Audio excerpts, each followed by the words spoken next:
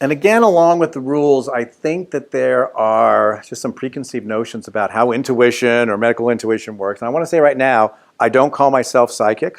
I don't say that I'm psychic. People will say that I'm psychic, but not saying I'm psychic, but I'm not saying I am. But I'm just saying I'm using my ordinary senses in order to receive the information that I do. I've just learned how to orchestrate them, and I've just learned how to know what to look for. And that is the purpose of this weekend in terms of you becoming aware of your 5 natural senses and how to orchestrate them.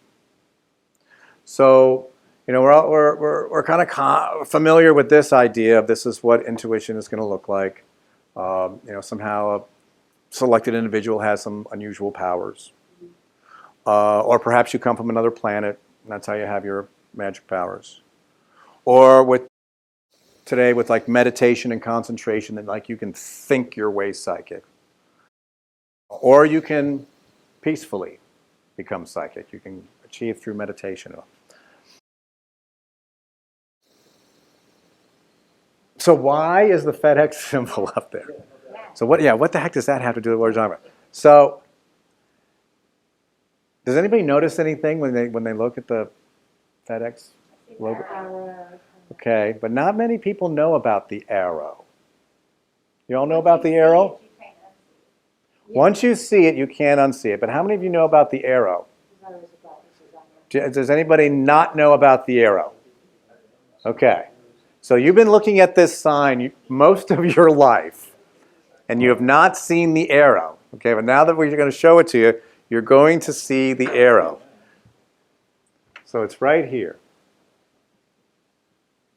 Okay, and it's been there all along, and you're just now seeing it for the first time tonight. So my point is, too, with organ indicators, I'm going to suggest that you've probably seen some of these all along, but didn't think that they mattered. Okay, so that's really a lot of the key to what we're up to. Yeah, you'll always see the arrow. Yes, jump in at any time. So you elaborate on landscape of your life versus weather of your life. Can you explain the difference? Yes.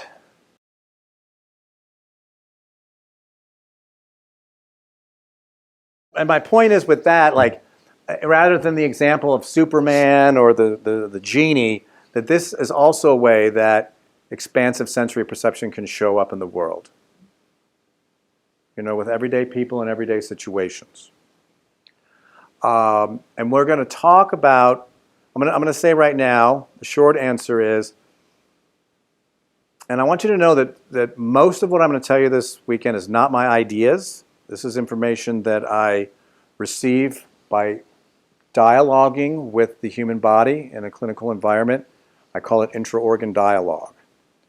And what happened during the study, or some of the doctors I've worked with, they would say, okay, it's great that you can look at people and see this information, but can you tell us why people are ill? Because we have people that live pure lives, organic lives, work out, yoga, and they have cancer, and other patients put on their health forms that they use tobacco, alcohol, marijuana, toxins, and they're doing better than the vegan yoga teachers.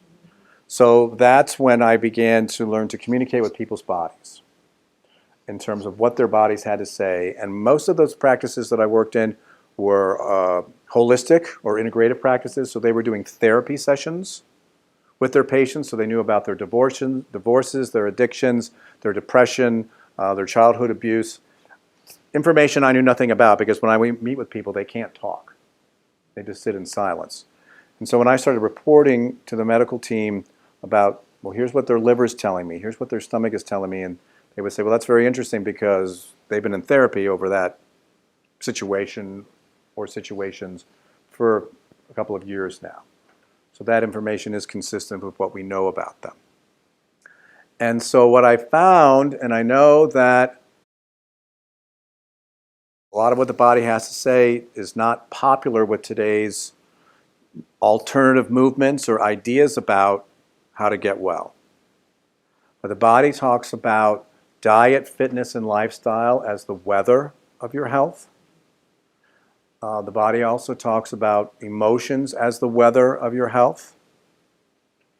And I know as we go through this weekend, I may tell you information that you don't like, or they may tell you information that does not affirm what you've been told. Because I know a lot of people will say, well, emotions are causing illness. Well, I know a lot of people that are unhappy and sad and they're quite healthy. And I know happy people that are no longer living. And they passed away in their 30s and 40s. So when you're talking about emotions causing health problems, exactly what are we talking about?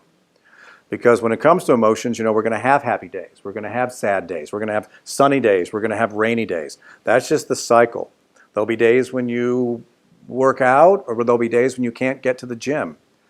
You may eat your organic food 6-7 days out of the week, but you may be in a rural location and hungry, and either you have to eat that fast food or go without. I mean, it's really up to you. But what we'll be getting into later this weekend is what the body calls the landscape. What's there every day, rain or shine, in your life.